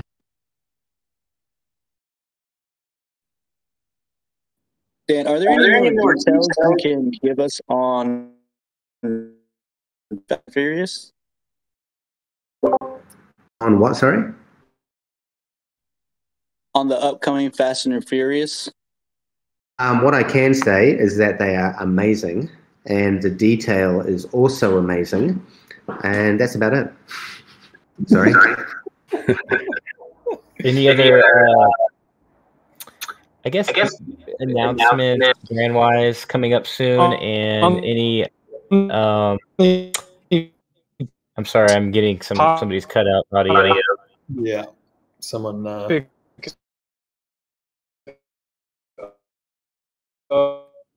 Someone's sorry, man. I'm just going to mute you because your sound is not coming through. Well, I forgot my question, but one of the questions was, are we going to see Alfred Kahn anytime soon? I know he's probably a busy guy, or is there any update on anything with Alfred Kahn? Yep, David mentioned just earlier that we'll be doing a video interview with him in the coming weeks. Okay, thank you. Sort that out. And I think your question from earlier, obviously Dan can't give too much away, but Dan, do you want to maybe just mention some of the new app developments and things that are in the works? Obviously, we don't know exactly when they'll roll out, but I know we mentioned the showrooms not that long ago. Any of those kind of developments? Yep, absolutely. I'm happy to talk about that. So yeah, we've got Showroom version 2 coming out. As all of you guys probably know, the current Showroom looks a little bit, what's the word I'm looking for? Poo is probably the best term. So we really just want to be able to enhance that experience. Make the Showroom look way better, way nicer in terms of the way that it's rendered. So that's number 1 on the Showroom. Number 2 is the accessories feature in the Showroom is coming to the end of the development, and that's going to be awesome. That's where I think I've mentioned a few times on our previous videos and updates is that it's going to give you just a much wider scope to be able to customize the Showroom and to make it very individual to you. And that means you can put down shelves, or you can put maybe you can potentially have brand logos on the wall. You could have plinths. We're even thinking about just even doing things like, throwing in awesome indoor plants in there. Just again, really, so you can customize this. You can really make it your own personalized place in the virtual world. Other features we have coming are the video is still in the works, and I think just to touch on that, I think I saw a post about someone mentioning that it was full video editing. It actually won't be full video editing. You'll just have the ability to take short form videos in the same way that you might do on TikTok. Adding a video editor is very, very complex. What else have we got coming up? We've got the ability for users to add or to choose a photo that they want to have for each of their showrooms. You know, as you guys probably know at the moment, the standard photo for the showroom is just that very boring one of the back wall of the showroom. But reintroducing the ability for you to assign a photo to that, just to make it look a lot more attractive, both in your own personal collection and also when you share it. Let me just have a quick look at the development board, see what else is coming up. Yeah, so one of the other features, just a very small update, is that we will be adding into the details of each collectible release what season it came out in. So you know you can rest assured that you're buying a season 1 or a season 2. There's a few more updates coming to the market. Some of these will be rolled out very soon. Like, for example, all of the bids that you have right now, they're kind of a little bit buried within the auction section of the app. But we're bringing that out to its own kind of section on the main market menu, just to make it a lot easier for users to sort of view and track both the payments that they have pending and all of the auctions that they're bidding on. A few other just smaller updates like sorting. What else we got here? Showrooms, are they a fair way off? What is it? Blank showrooms, with the ability to place your collectibles just in AR in your lounge room as opposed yeah, to... Yeah, that's right. Yeah, that's the other one that's coming to fruition now as well. So we refer to them as empty showrooms. So basically you sort of go into this grid or holodeck-like looking room, but basically it's similar to the gallery showroom, but effectively it's just got no walls around it. So the whole idea is that you can build up a scene, and again, you know, when we bring accessories in, those accessory components in the future will include things like, you know, nature accessories or urban accessories. And what I mean by that is, you know, you might be able to put like a couple of big rocks down and then throw a tree in there, and then put, say, you know, potentially, you know, put your Tyrannosaurus Rex on top of that. Or for example, if it's more sort of urban, you might be able to bring in like dumpsters and maybe a corner section of a Gotham-esque type building, so you can set up your Batman. Or it could be just a big, like, 10 by 2 shelf type unit of which you can put all your collectibles in. And then the good thing about these empty showrooms is that when you drop them in AR, obviously there's going to be no walls or anything around that. I know people right now are getting very creative and they've worked out how to do it, and honestly, kudos. I didn't even think of it myself. But if you drag all of the collectibles from your gallery showroom outside the door, then of course when you drop that gallery showroom in AR, then there's a whole lot of collectibles out sort of in open space. So yeah, we think that's going to be a really cool feature. I'm really looking forward to seeing, you know, what kind of scenes people start to create, especially when we start to bring in accessories and all that, all of those kind of features. I think it's going to be really fun. Awesome. Big thank you for that update. I know that will answer quite a lot of people's questions. The Sandman, I think you've just pinged me with a question if you want to go for that, and then we might take one or two more and call it a day, guys.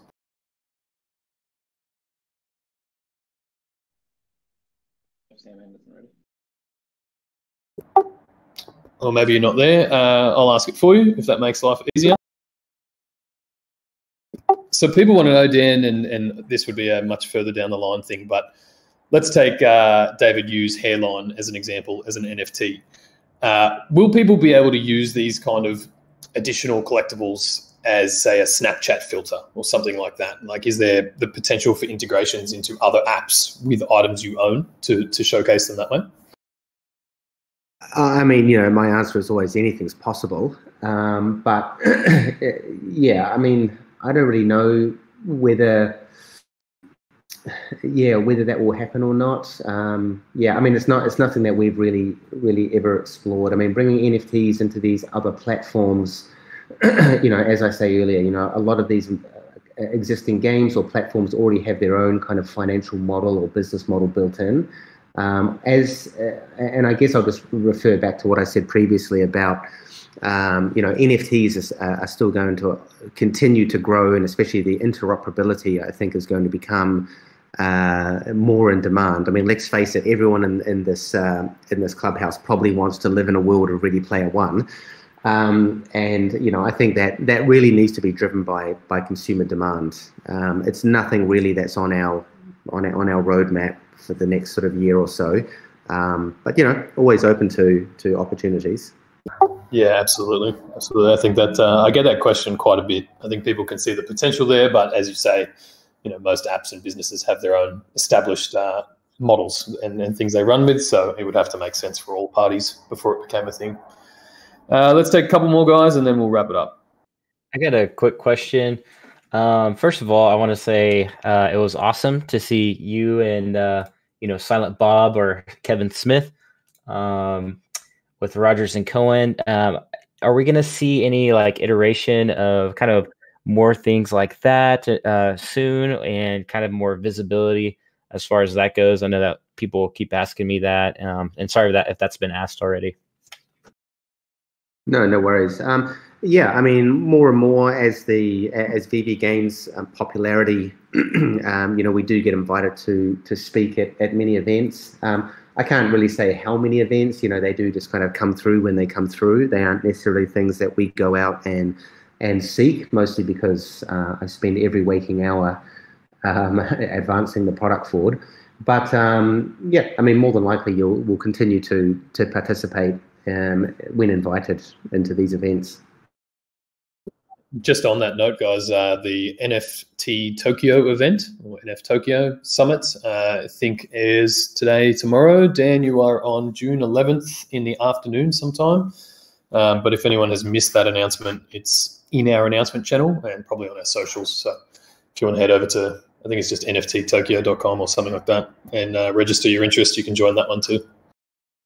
Yeah, and I mean, that event was really more geared towards I guess brand owners and IP owners in the Japanese space. So it's not, there's no sort of secret surprises or anything coming out. It was a bit more of an industry kind of event, really. But yeah, go ahead and check it out if you can. Just on that note, Dan, and one question people will probably have, how are you seeing that landscape change now? Like, are we seeing a lot more licensors start to show interest in the NFT space? There seems to be more conferences popping up, specifically for them. Absolutely. I mean, every day we get contacted by, multiple new licensors wanting to come on board the platform. And I think, really, when this whole NFT thing started, I mean, I guess just to go back to a little bit of the philosophy, that David and I have when building something like this, is that, at the end of the day, we just wanted to sell a Batman to someone through their phone. But when the whole NFT thing kind of kicked off, we'd see things like, Beeple selling for $69 million and, all of this massive cash grabs out there.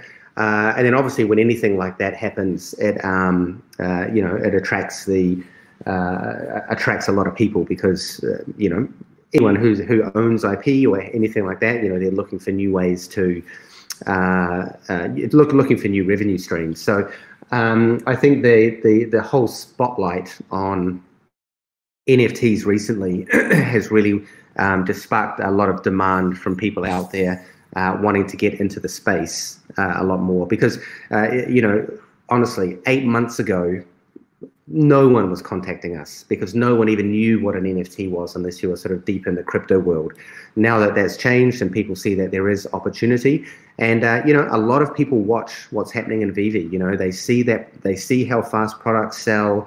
They see how active and awesome the community is, and I think that is also a huge driver for them to also kind of get into the space. And let's face it, Veve is a really cool new way to to participate and collect your favorite brands. So I personally believe it's going to continue. David and I, really our mission is just to create a long-term digital collectible industry. Right now we're going through a bit of an NFT hype. And that's why the focus for us is not just about buying and selling NFTs. Anyone can do that on any platform. In fact, every single week there seems to be a new, peer-to-peer NFT platform coming up.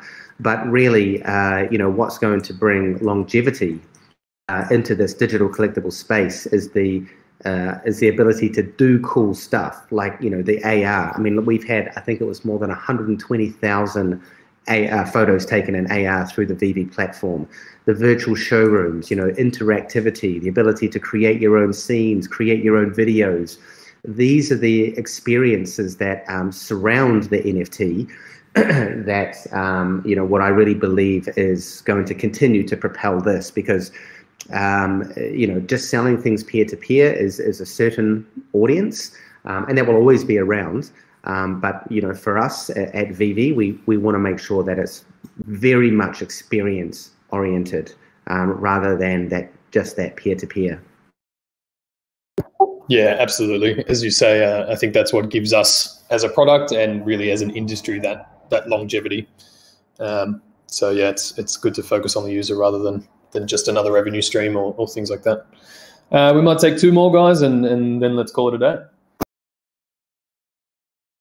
I have a few rapid fire questions with a 1 or 2 word answer. Go for it. Awesome. For any games implemented, can there be like an NFT trophy per season for the top scorers? Not in the works, but great idea. I'll write that down. All right, second one. Assuming the Veveverse has land, kind of like Decentraland, will you be dropping the land to buy just like the NFTs, where the more rare ones are closer to whatever hub is being sold at the moment? Details will come on that. All right, third one. Is it possible will you be able to do, instead of drops to buy from the app, instead, like throughout the Veveverse, you just drop like Easter eggs that's how people get the NFTs for the moment? 100%. And I'll do 2 more. I have like 8, but I'll do 2 more. So we were talking about avatars before. Can that just be a new category of NFTs? So like not normal NFT or static interactive. Can another one just be avatar? So we can just use the NFTs we buy to be the avatar? There's quite a significant issues around licensing with that, and not only that, but some of the collectibles that we produce, like the Batmans, they aren't rigged with the skeleton, so you can't do a walk cycle or run cycle or anything like that. So there will absolutely be avatars coming that you will be able to adorn with some kind of brand content. And there's a possibility that some of the collectibles we release will be able to become an avatar. But yeah, that is a much bigger operation than just releasing, sort of standard avatars that can be customized. All right. Someone was talking before on the other meeting about getting a free NFT when you join. Could that be season dependent? So the season you join or every season people get a new free NFT? That's of the logo, the Veve logo or something? Yeah, I mean, it's something we're considering. So yeah, I guess watch this space. We're still thinking about that one. All right, last one. Is there going to be any category for historical stuff, like any like replicas of any something like from NASA or the first moon landing rockets or anything like that? Yeah, great question. Actually, we are absolutely exploring the historical category. I think there's a lot of things out there in the world that people would never get to own and potentially never get to see, but they can have a beautiful, high quality digital replica of that.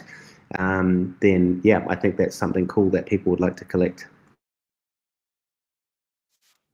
Nice. All right, guys. Well, Thanks for those rapid fire questions. Very much appreciated. Dan, have you got anything else you'd like to leave people with before we wrap this up for the day? Yeah, just again, just a big thank you to everyone. I mean, you know, there's so much support in the community. To be honest, I did have quite a few lols over the Quid versus Veve. Just, you know, be nice, guys. Be nice. I was going to mention, I saw on the panel that NFT Tokyo that there's somebody might be on the other side of the panel. So if we need to show up, we will as the Ecomi team. No, be nice. He's you know, everyone is nice people. You know, we've met the CEO there quite a few times, and you know, you got to remember, you know, Quid has been around for 5 years. You know, they were a pioneer in the space, and they've done a good job. But yeah, you know, as always, I just want to give a massive thanks to all of our community. I mean, there are so many people out there that just creating amazing stuff. I mean, Reese, we've got a channel set up in you know, one of our Ecomi Discord where you know, every day there's just the most epic memes. I mean, whoever did the one that was the selfie song, you know, with all the bombshell girls, man, that was just top class. I loved that.